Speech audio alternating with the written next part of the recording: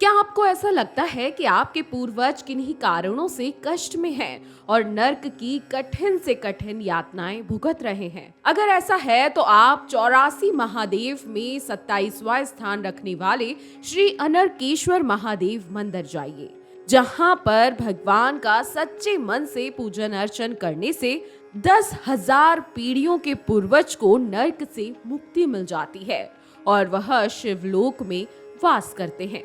जी हाँ, उज्जैन में इंदिरा गांधी नगर के पास 84 महादेव में 27वां स्थान रखने वाले अति प्राचीन श्री अनरकेश्वर महादेव का मंदिर विद्यमान है। यहाँ भगवान की काले पाषाण की प्रतिमा अत्यंत चमत्कारी एवं दिव्य है।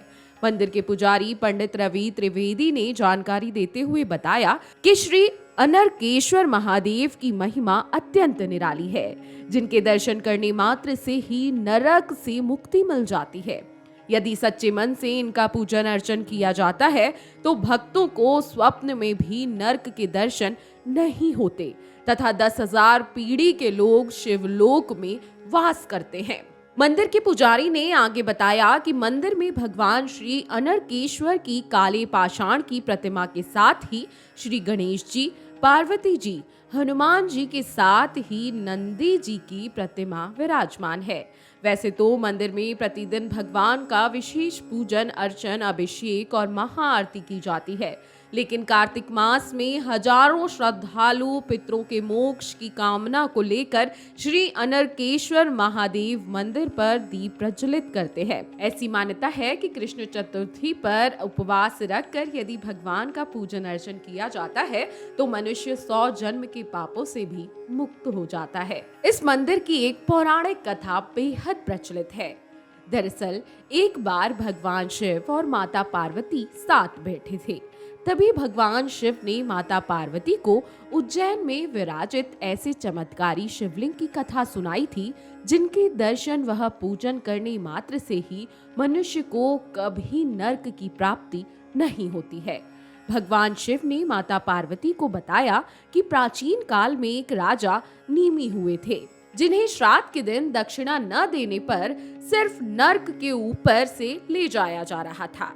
स्वर्ग जाते समय जब उन्होंने देखा कि कई लोग अपने पाप कर्मों के कारण नर्क में अलग अलग सजा भुगत रहे हैं, किसी को कोड़े मारे जा रहे हैं तो किसी को खौलते तेल में डाला जा रहा है और किसी के शरीर कीड़े मकोड़े से खिलाए जा रहे हैं। इस तरह की यातनाएं देखकर राजा नीमी को भी पीड़ा होने लगी। राजा इस पीड़ा से व्याकुल हो ही रहे थे कि तभी उन्होंने यमराज के दूत से यह प्रश्न किया कि मुझे किन पुण्य फलों के कारण स्वर्ग ले जाया जा रहा है। जिस पर यमदूत ने बताया कि आपने धार्मिक नगरी उज्जैन में स्थित भगवान अनरकेश्वर का पूजन अर्चन अश्विनी मास में कृष्ण पक्ष की चतुर्दशी को किया था, जिसके फलस्वरूप आपको स्वर्ग की प्राप्ति हुई।